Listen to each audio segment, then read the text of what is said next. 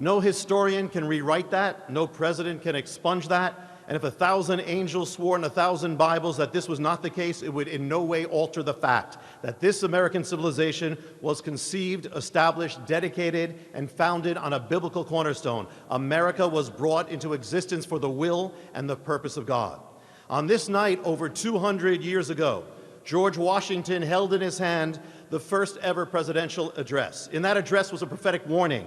It was this: the propitious smiles of heaven can never be expected on a nation that disregards the eternal rules of order and right which heaven itself hath ordained. In other words, if America should ever turn away from God and his ways, if it should ever disregard his eternal rules of order and right, then his blessings, the smiles of heaven, would be removed from the land.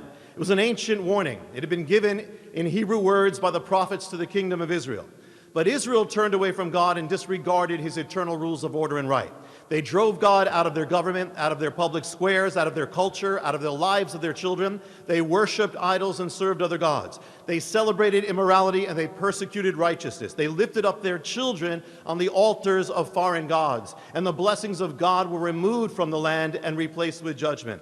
It is 2,500 years later, and America has made the same mistake. We too have turned away from God. We too have driven him out of the government, out of our public square, out of our culture, out of the lives of our children. We too have profaned the sacred and sanctified the profane.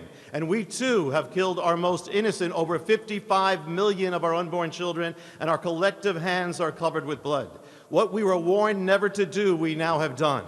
And now we gather in the city named after the one who gave us the prophetic warning.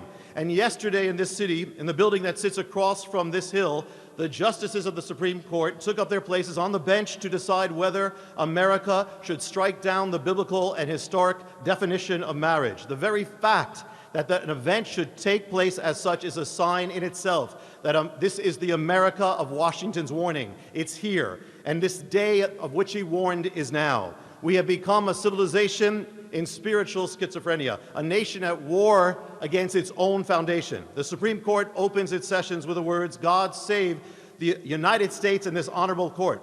But if this honorable court should overrule the word of God and strike down the eternal rules of order and right that heaven itself hath ordained, how then will God save it?